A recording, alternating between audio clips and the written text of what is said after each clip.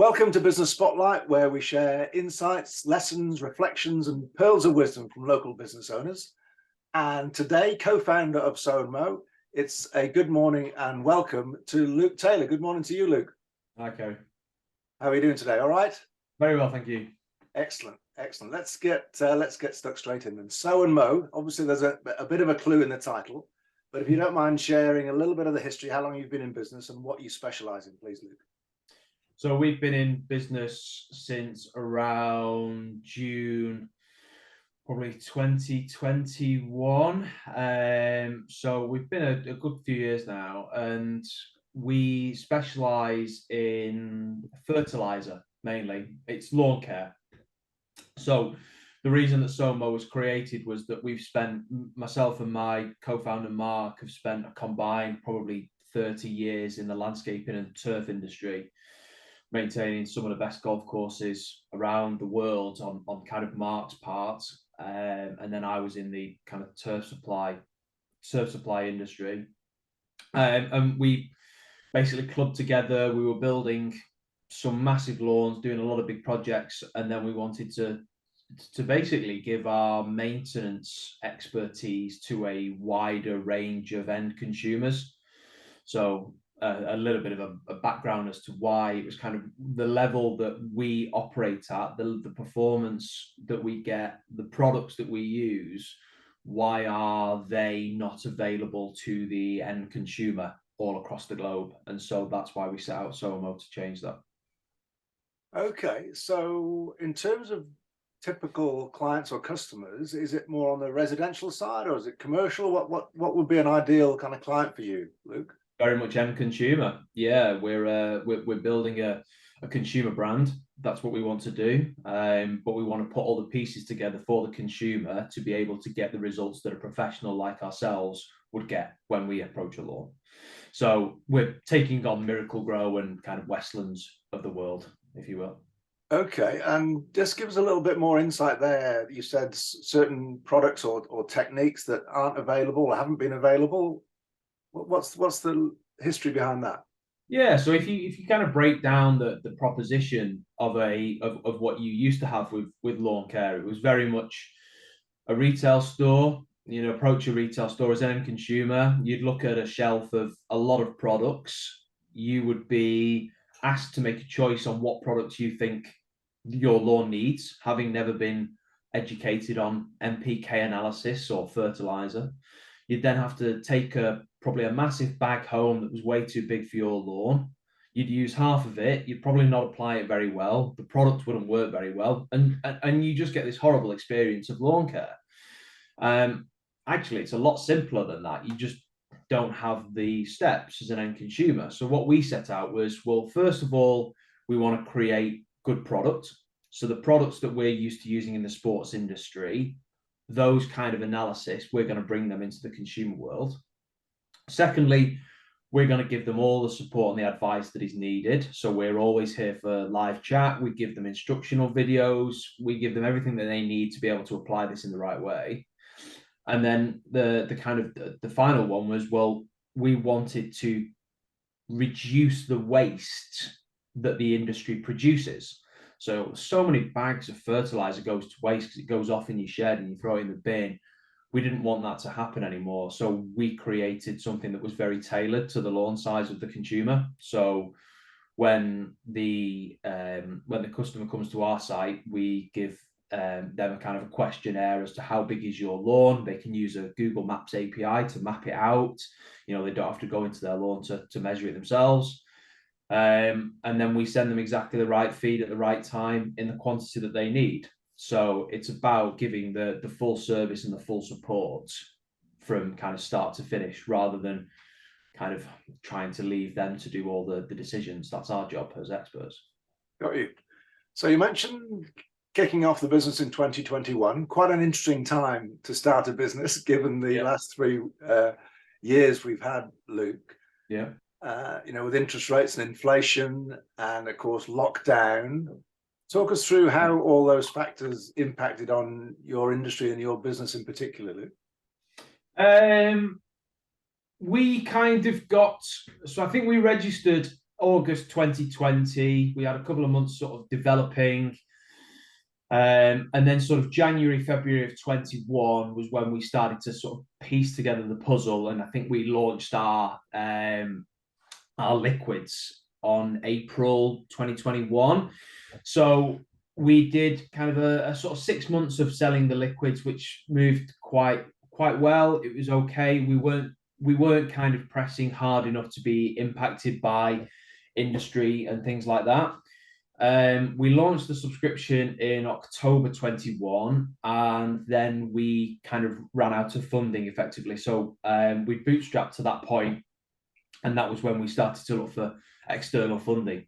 So we got venture capital in January 2022, and then last year, obviously, it was a kind of a big struggle. So there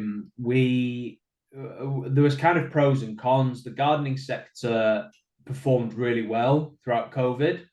So it meant that we have a lot more customers entering the sector. We had a lot more people looking for this product, which was kind of good. We weren't at a point where we could take advantage of that yet with marketing budgets and kind of awareness and things. But for the sector, it was very, very good. Then the war on Ukraine massively impacted fertilizer costs. So, when you look at our supply chain, it's become a lot more expensive.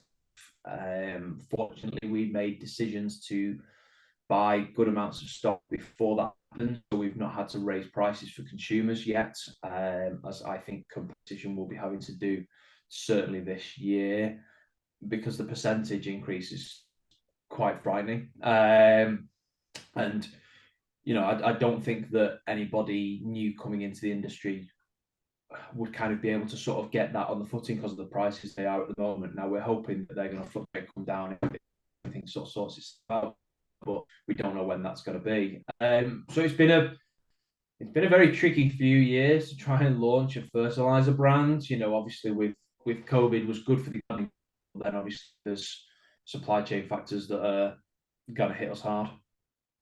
I'm interested, you mentioned a subscription model. That sounds like quite an unusual business model in your area, Luke. Tell us a little bit more about how that operates and what's in it for the consumer, please.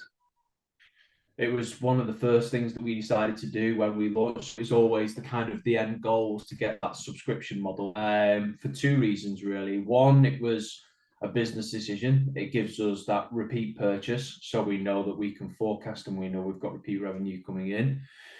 The second reason was we know that then will give better results for the consumer. So one thing that is a kind of a myth or consumers do in the lawn care, it's like, oh, I'll feed it in spring and then I'll feed it in autumn.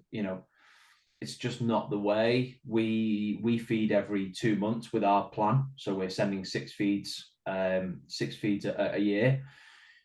But when you look at the golf courses, when you look at Wembley, they'll probably be feeding Wembley's pitch every 5 days or something. It's kind of the sort of the gap between the sports industry and then the consumer is education, really, actually, and kind of that understanding. So we're trying to educate the end consumers actually how much feed is required for a lawn to stay healthy, and that's kind of every 2 months on our plan. So we knew that if we set up a subscription model, we could keep those feeds on top of the lawn. We can know that the performance is going to be better, and we know the results are going to be better. So if you're on the subscription model, you get a new package of fertilizer, etc., every 2 months, do you? That's right, yeah. Excellent. Okay. Very good. So you mentioned a few of the challenges that came from broader environmental issues and increase in the price of fertilizer, etc. Yeah. Apart from that, then, Luke, what would you say are the main challenges to the business today? We are a D2C. We're a D2C brand. We're a consumer brand. Marketing, acquisition costs. These are all factors that we have to deal with. There is. You can kind of look at Facebook and Instagram. These platforms have created a great channel to sort of market to customers, but they're so densely populated now, and I think consumers are so used to being served ads. a lot harder to convert. You know, that's definitely one challenge. So trying to find channels that work for us from an acquisition point of view is tricky. Cash flow, I think, is always a tricky one. You know, we did get external capital, but we wanted to raise more, and we're currently probably a month or two away from going back into the world of investment and trying to raise some capital, now that we're seeing, you know, nearly 50% month-on-month growth at the start of this year, which is good. So once we've got that kind of decent traction, we'll go out to try and raise some more investment. Did you say 50% month-on-month revenue growth? Subscriber growth. Yeah, the revenue. I mean, that's quite unusual and quite impressive. What sort of issues does that raise if you're growing that quickly? Customer support, you know, is now becoming a big thing. We're fortunate enough to have set up the business in a way that it's extremely streamlined. So we always planned for something that was quite big, but that ran very well operationally. So we've kind of put that in place from day one. So although it looked maybe a little bit silly from kind of certain points of time, you know, when we're kind of young, it's now starting to come into play that we're able to kind of grow at that rate without much kind of issue. You know, customer support with Stennet is kind of a lot more time, because we're so engaging with our consumers, and because we offer advice and send us photos, and it kind of does create a kind of a workload, but it's definitely worth it. In terms of an operational standpoint, as I said, we kind of bulk bought a lot of stock last year when the prices were lower than they are now. So we've kind of got enough in stock to sort of be able to see us through without much issue. So we've got the stock to sort of fuel that growth effectively. And we've partnered with a great marketing agency who are kind of delivering. So everything's working quite well at the moment. Very good. Some interesting pricing decisions further down the line then, by the sounds of it, Luke. What about the future then, Luke? What about your aspirations for the business? There's something coming in about 2 months' time that's extremely exciting that I can't say too much about. We are conscious of sustainability. We're conscious of the impact fertilizer production has, and on a kind of a global scale, in terms of the emissions that is given off with the creation of fertilizers. So we're conscious as a brand to try and push that agenda. And we're going to move from a lawn care brand into a garden brand. So the future, which you will all kind of see in 2 months' time, is very, very exciting. But we've got a lot of kind of research and development going on in the background. So it's going to be from lawn care to gardening, you mentioned, Luke. So quite an expansion of your service and product range by the sound of it. Pretty much, yeah. With some new products on the horizon, and the creation of those products being very potentially revolutionary for the industry. So great. Oh well, you teased me and our viewers about that announcement, so we look forward to hearing that in a couple of months, Luke. Yeah. So it sounds like yourself and your co-founder have been on a pretty steep and interesting learning curve since 2021. What will be the highlights of that for you, Luke? What would be the main things that you've learned if you were to advise yourself with the experience you've got now, back when it was kind of day one of the launch in 2021? What would be the key piece of advice, do you think, based on that experience? The main piece that I would give myself back in 21 was to look at external funding sooner. I simply didn't know that world was out there. You know, myself and Mark have come from sort of service-based businesses where it's you grow by working hard. You know, you do more jobs You use the profit in those jobs to create expansion. You know, we've never been in the external funding world. I thought VCs were a kind of a mythical creature that was only access to a few massive companies, and it's just not the way. You know, they're very accessible, they're very engaging, they're very open to new brands and new ideas, and I wish that I'd known that sooner. Definitely. Yeah. Okay, that's a great reflection. What about you mentioned the the marketing and the change in the channels, etc. What would be your main lessons in the context or in the area or the function of marketing, would you say? I think that's really tricky because it's down to, I think it's down to people. It's down to people. It's working with the right people, working with good people.